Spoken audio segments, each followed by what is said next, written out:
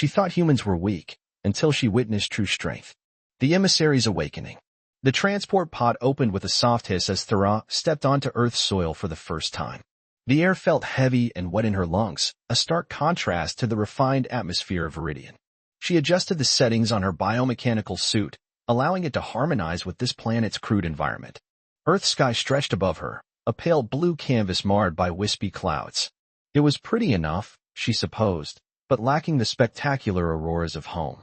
Thera straightened her shoulders, her tall, lean frame encased in the silver-blue material that pulsed slightly with each breath she took. The suit was not merely protective equipment but a symbol of her status, a member of the elite Viridian Intelligence Corps. Her mission was simple: evaluate human specialists in quantum physics, assess their progress, and determine if their research posed any threat or benefit to Viridian interests.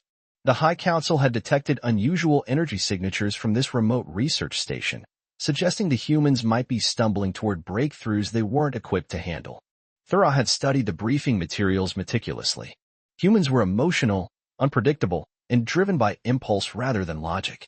Their scientific achievements, while impressive for such a young species, were haphazard, the result of chaotic thinking rather than disciplined method. They were, in every measurable way, inferior. The research facility loomed ahead, the utilitarian structure of concrete and steel nestled against the backdrop of mountains. As she approached, the facility's outer door slid open, revealing a solitary figure waiting in the entrance. "You must be the observer from Viridian." The human's voice carried across the space between them with unexpected clarity. Thera paused, studying the man before her. Dr. Ezra Parker was not what she had expected. The briefing had mentioned his accomplishments, pioneering work in quantum entanglement, 3 major breakthroughs in particle physics, but had failed to capture his presence. He was of average height for a human male, with dark hair streaked with premature silver at the temples. His eyes, a deep brown that reminded her of Viridian's sacred forests, regarded her with neither fear nor awe, but with simple, professional curiosity. "I am Thera, emissary of the Viridian High Council," she replied, her translator converting her native harmonics into English. "You were informed of my arrival." Ezra nodded, a small smile touching his lips. "Yes, though the communication was rather vague. Something about evaluating our quantum research for potential collaborative efforts." Thera stepped forward, closing the distance between them. "That is the diplomatic phrasing. I am here to determine if your work warrants our attention or intervention." She expected offense at her bluntness. Humans were notoriously sensitive about their accomplishments, but Ezra merely raised an eyebrow. "Honest, at least," he said, turning to lead her inside. "I appreciate directness. Shall we get started?" The interior of the facility was surprisingly advanced. Clean lines, efficient workspaces, and technology that, while primitive by Viridian standards, showed more sophistication than Thera had anticipated. Several other researchers glanced up as they passed, their expressions ranging from curiosity to barely concealed apprehension. "Your colleagues seem uncomfortable with my presence," Thera observed. Ezra shrugged slightly. "You're the 3rd extraterrestrial observer this month. The novelty has worn off, but the anxiety hasn't. Most species who visit aren't as forthcoming about their intentions as you are. 3 visitors in 1 month? Your work must be progressing rapidly. Or we're making dangerous mistakes that have everyone worried," Ezra replied with unexpected candor. "This way to the primary lab." The main laboratory hummed with energy. At its center stood a containment chamber, within which a small sphere of blue-white light pulsed gently. "You've achieved quantum stabilization," Thera said, unable to keep the surprise from her voice. Ezra nodded, approaching a control panel. "For 67 seconds at a time. Not practical for application yet, but enough to study the properties." The Viridian Council was under the impression humans were decades away from this level of advancement. "We get that a lot," Ezra said, his focus on the readouts. "People tend to underestimate what can be accomplished when you're not bound by conventional thinking." He glanced at her. "Or perhaps overestimate the importance of technological superiority over intuitive leaps." Thera frowned slightly. Was he implying that Viridian's methodical approach was a limitation rather than a strength? The idea was absurd, yet she found herself intrigued by his perspective. "Your methods seem unstructured," she observed, watching as he adjusted parameters with what appeared to be intuition rather than calculation. "Structured approaches produce predictable results," Ezra replied. Sometimes you need to step beyond protocol to see what might be possible. Such imprecision leads to errors and to discoveries. He looked up at her, those forest-deep eyes suddenly intense. Your people have achieved remarkable things through discipline and method. I admire that. But there's value in embracing uncertainty too. For the next several hours, Thera observed Ezra and his teamwork. Their process defied the rigid protocol she was accustomed to, yet there was an undeniable elegance to their collaboration. Ideas flowed freely, challenges met with multiple approaches rather than prescribed solutions. When one approach failed, they pivoted without apparent distress, finding new pathways with remarkable adaptability. As the day progressed, Thera found herself gravitating toward Ezra's workstation. Unlike his colleagues, he showed no discomfort with her presence. If anything, he seemed to welcome her questions, responding with patience and occasional flashes of dry humor that she found herself appreciating despite her training to remain detached. Why quantum physics? She asked during a brief lull, curiosity overcoming her professional reserve. Ezra considered the question, absently twirling a stylus between his fingers. Because it's where science meets mystery. The place where what we know confronts what we don't yet understand. That's poetic, not practical. Is there no poetry on Viridian, Thera? He asked, his expression thoughtful rather than confrontational. The question caught her off guard. We have artistic expressions, but they serve defined cultural functions. They are not driving forces in scientific pursuit. Pity, Ezra said softly. Some of our greatest scientific breakthroughs came from people who could see the beauty in the universe, not just its mechanics. As evening fell, the rest of the team gradually departed, leaving Thera alone with Ezra in the dimly lit lab. The quantum stabilization sphere cast gentle blue light across his features as he worked, highlighting the concentration in his expression. You don't need to remain, Thera said. I can continue my observations independently. I'm sure you could, Ezra replied without looking up, but I'm running a critical sequence. Besides, I imagine you have questions beyond what's in our formal reports. She did, though not the ones she had anticipated. Your team respects you greatly. They're exceptional researchers. We trust each other. Trust, Thera repeated. On Viridian, we rely on verification, not trust. Ezra finally looked up. And is that working well for your people? Being constantly verified rather than trusted? The question should have been easy to answer. Of course the Viridian system worked. It had produced millennia of progress, stability, and advancement. Yet something in his tone made her hesitate. Our system has eliminated uncertainty, she said finally. Along with serendipity, I imagine. Ezra stood, stretching slightly. Would you like some tea? I find it helps with thinking. The abrupt shift in conversation confused her, but she nodded. While Ezra prepared the beverage, Thera reviewed the data she had collected. The humans' progress was undeniable, but so was their haphazard approach. Their emotional connections seemed to both hinder and help their work, time wasted in social interaction balanced by the benefits of intuitive collaboration. When Ezra returned with 2 steaming mugs, Thera found herself asking a question that had no place in her official assessment. Are you not concerned? Your work here, it carries risks your species may not be prepared to handle. Ezra handed her one of the mugs before sitting across from her.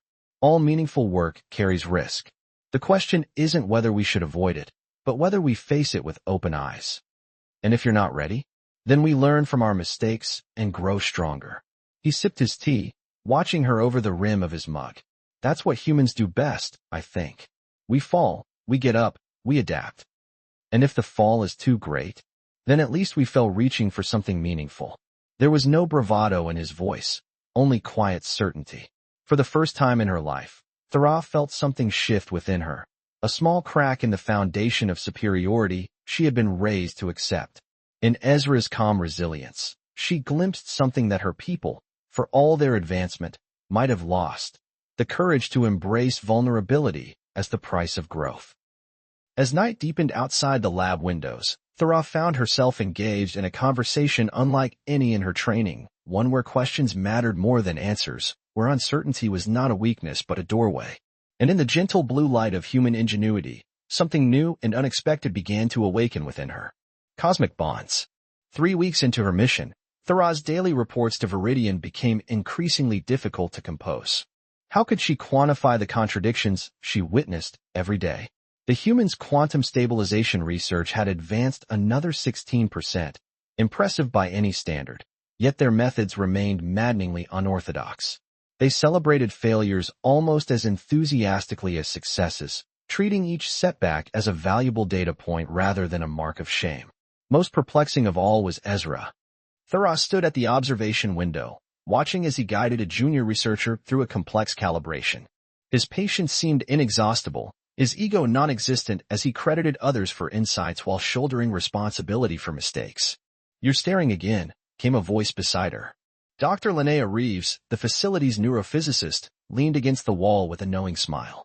Thera straightened immediately. "I'm observing. It's my function here." Linnea hummed, unconvinced. "And I suppose the fact that you've memorized Ezra's coffee preferences and working habits is just thorough data collection?"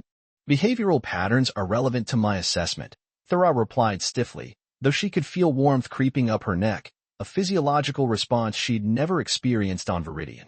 Linnea's smile softened. "He asks about you too, when you're not around." Before Thera could formulate a proper response, an alarm blared through the facility. Red warning lights pulsed as researchers rushed to their stations. "Containment fluctuation," someone shouted. Thera moved instinctively toward the quantum chamber, where the stabilization sphere was now pulsing erratically, its blue-white glow intensifying to a dangerous brilliance. "Everyone out." Ezra's voice cut through the chaos as he worked furiously at the control panel. "Evacuation Protocol Alpha." Researchers streamed toward the exits, but Thera pushed against the flow, reaching Ezra's side. "What's happening?" "Unexpected resonance cascade," he answered without looking up, his fingers flying across the interface.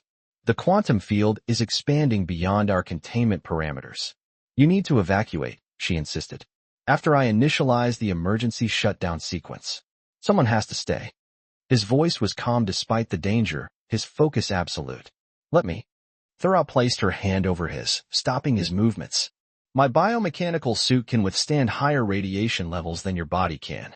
Ezra finally looked at her, conflict evident in his eyes. "This isn't your problem, Thera. I'm more expendable than you," she countered pragmatically. "Your team needs your knowledge." For a heartbeat, they stood locked in silent argument as the warning sirens wailed around them. Then Ezra nodded sharply. "The shutdown sequence is primed. You just need to enter the final authorization code and activate the cooldown protocol." He quickly showed her the sequence. "You'll have approximately 40 seconds to exit before the emergency shields lock down." "Go," she urged. "I understand the procedure." Ezra hesitated, then did something that shattered Thera's carefully constructed worldview. He squeezed her hand and said simply, "Be careful," before racing toward the exit. The simple gesture, loaded with concern and trust, resonated through her more powerfully than any formal commendation she'd ever received. Alone in the pulsing light of the destabilizing quantum field, Thera worked methodically through the shutdown sequence. The sphere's erratic fluctuations intensified, bathing the lab in waves of energy that made her suit's protective fields shimmer in response. As she entered the final code, a surge of energy erupted from the sphere, slamming into her with unexpected force. Pain lanced through her body as she was thrown against the wall, her vision blurring. Despite the agony, she dragged herself back to the console, forcing her trembling fingers to complete the sequence. With the last command entered, the sphere's light began to dim, its chaotic pulsing gradually subsiding. Thera pushed herself toward the exit, each step an exercise in determination as her damaged suit struggled to maintain its protective functions. The countdown ticked in her mind, 20 seconds, 15, 10. She was still several meters from the door when her legs gave out. Collapsing to the floor, she watched through fading vision as the emergency shields began their descent. This was it, then. She had completed her duty. A worthy end for a Viridian emissary. Suddenly, hands gripped her shoulders, dragging her forward with desperate strength. Through the haze of pain, she recognized Ezra's voice, urgent and fierce. "Stay with me, Thera." The shield sealed behind them with a resonant clang just as they cleared the threshold. Alarms continued to sound, but more distantly now as medical personnel rushed toward them. Ezra's face hovered above hers, his expression naked with concern. "You came back," she whispered, confusion overwhelming her fading consciousness. "Of course I did," he replied simply, as if there had been no other option, as if her life held value beyond her function. The world went dark. Thera awoke in the facility's medical bay, the sterile environment reminiscent of Viridian healing chambers. Her suit had been removed, replaced with simple Earth garments that felt strange against her skin. A monitoring device beeped steadily beside her. "Welcome back," said a quiet voice. She turned to find Ezra sitting beside her bed, dark circles under his eyes suggesting he hadn't slept. "How long?" she asked, her voice rough. 36 hours. He offered her water, supporting her head as she drank. "Your suit protected you from the worst of it, but you still absorbed a significant dose of quantum radiation." Memory flooded back, the stabilization failure, the shutdown sequence, Ezra returning for her despite the danger. "You risked your life." "Why?" He seemed genuinely puzzled by the question. "Why wouldn't I? It was illogical. Dangerous. I'm not." She struggled to articulate the hierarchy of value that seemed so clear on Viridian but increasingly murky here. "My mission could have been completed by another emissary." "I didn't go back for the Viridian emissary," Ezra said softly. "I went back for you, Thera." The simple statement upended everything she thought she understood about duty and purpose. On Viridian, individuals were valuable for their function, replaceable when necessary. The mission always superseded the person. Before she could formulate a response, the communication device beside her bed chimed with the distinctive tone of a Viridian transmission. Ezra reached for it, but she stopped him. "You should rest," he said. "Whatever they want can wait." "No," she replied, knowing what the message would contain. "It's important." The holographic display flickered to life, revealing the stern visage of Commander Jarvik, her superior. His expression remained impassive as he took in her weakened state. "Emissary Thera, we have received reports of a containment failure at the human facility. Your status was concerning." "I am recovering, Commander." "Good. The Council has reviewed your preliminary findings and made their decision.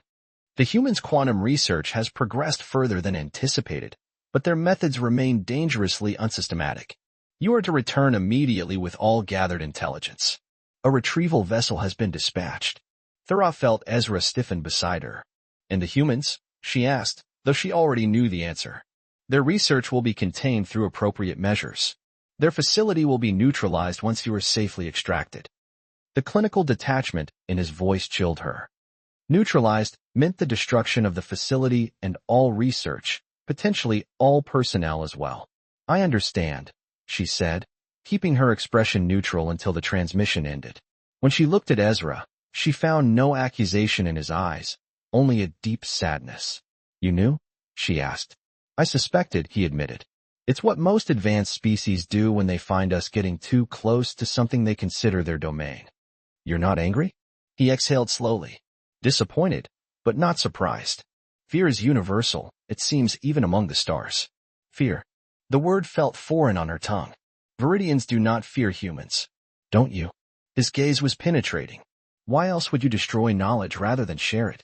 What is that if not fear of what we might become?" The question struck her like a physical blow. Had her entire mission been predicated on fear rather than wisdom? Had her people's supposed superiority become nothing more than a justification for control? As they sat in silence, Thera's mind raced through her weeks of observation, not just of the quantum research, but of the humans themselves. Their laughter during lunch breaks, their passionate debates, the way they supported each other through failures and celebrated victories together. Ezra's quiet strength, his willingness to risk everything for a connection he valued. "The retrieval vessel will arrive tomorrow," she said finally. Ezra nodded, his expression unreadable. "Will you tell them what you've seen here?" "The truth of who we are." "The truth," Thera echoed. What was the truth? That humans were chaotic, unpredictable, emotional, yes, but also resilient, innovative, capable of profound connection and sacrifice. "I have to report what I've observed," she said carefully. "And what have you observed, Thera?" She met his gaze directly. "That strength comes in many forms. That what Viridians call weakness might be something else entirely." He smiled then, a small, genuine expression that reached his eyes. "That sounds dangerously like a personal opinion rather than an objective assessment." "Perhaps objectivity is overrated," she replied, surprising herself with the admission. They spent the rest of the day together, Ezra helping her walk through the facility as her strength returned. The retrieval countdown hung over them, unspoken but ever-present. That night, as stars glittered through the observation dome, Thera made her decision. She found Ezra in the lab, working late as always. "I can't stop the retrieval vessel," she said without preamble. "But I can change my report." Ezra turned to her, hope warring with caution in his expression. What are you saying? I'm saying that knowledge deserves to be shared, not suppressed. That connection might be as valuable as control. She stepped closer, her heart racing with the enormity of her choice. I'm saying that I found something here worth protecting. And the consequences? For you. Significant, she admitted. Possible exile. Certainly demotion. Then why? She thought of all the logical arguments she could make about the value of human innovation, about the potential benefits of true collaboration rather than supervision. But in the end, the truth was simpler and more profound. Because some things matter more than duty, she said, echoing the lesson he had taught her without words. Some connections are worth the risk. When the Viridian retrieval vessel arrived the next day, Commander Jarvik was met not with a compliant emissary ready for extraction, but with a formal declaration of asylum. Thera stood beside Ezra and the assembled research team, her decision made. Your actions are unprecedented, emissary, Jarvik said, genuine shock breaking through his controlled facade. You would abandon your people for these humans? Thera looked at Ezra, at the team that had shown her what it meant to find strength in vulnerability, courage and connection. I'm not abandoning Viridian, she replied firmly. I'm expanding its horizons. There is knowledge here worth preserving, Commander, in ways of being that our people have forgotten. She presented her official report, not the sanitized assessment the Council expected, but an honest account of what she had witnessed and learned. Of quantum breakthroughs achieved through collaboration rather than hierarchy. Of resilience born from emotional bonds rather than rigid discipline. The Council will not accept this, Jarvik warned. Then they prove my point, Thera answered calmly. True advancement requires openness to change, not fear of it. After hours of tense negotiation, a compromise was reached. The facility would remain intact, its research subject to joint oversight rather than suppression. And Thera would stay, officially as a liaison, unofficially as something Viridian had no term for but humans called simply one of us. As the retrieval vessel departed, Ezra stood beside her at the observation window. Are you certain? He asked quietly. You've given up so much. Thera watched the ship disappear into the atmosphere, carrying with it the life she had always known. In its place stood uncertainty, possibility, and a connection she was only beginning to understand. I haven't given up, she said, turning to meet his gaze. I've just learned a different kind of strength. Outside the window, Earth's sun began to rise, casting golden light across a world that had once seemed primitive but now represented something precious, a future unwritten, waiting to be discovered together. Retriclod can make mistakes. Please double-check responses.